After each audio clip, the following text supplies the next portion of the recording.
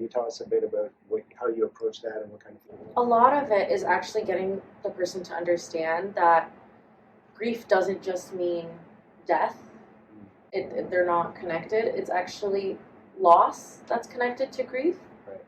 And so that could even be loss of functionality. So an injury, you could start grieving the way you were able to function in the past.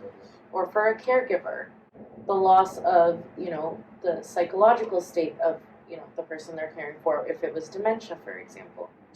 And so there are so many things that you can grieve that aren't a death loss, and I think a lot of people have confusion when they're experiencing those symptoms of grief. Mm-hmm.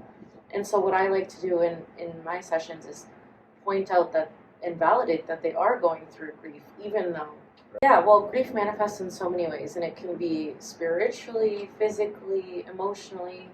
So spiritually, you might start questioning the meaning of your life or why you're here. Okay. Physically, you could start feeling a bit more muscle tension or, the grinding your teeth at night. Like anger, frustration, and just not understanding why maybe you're feeling a bit more numb those days. And yeah, so it can come up in so many different ways, and it's really good to validate that experience by understanding that it really is grief that you're going through. Right. And so if somebody actually does have a loss, let's say, is there any particular thing you try to, obviously this is a loss, right?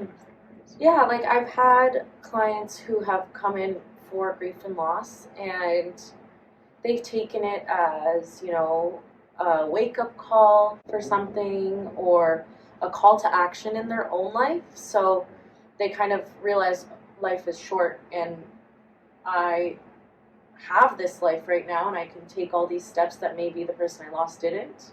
Yeah, that's very interesting too, because you might have like an older couple or something, smoking and drinking or whatever. Yeah. I don't know, you don't want to blame anybody, but then that realizing, okay, well, I'm still here, maybe I should do something. So it's, grief is never a great thing, obviously, but in life there's always like two sides to every coin, right? So, something as drastic as this can turn into a positive to somebody else.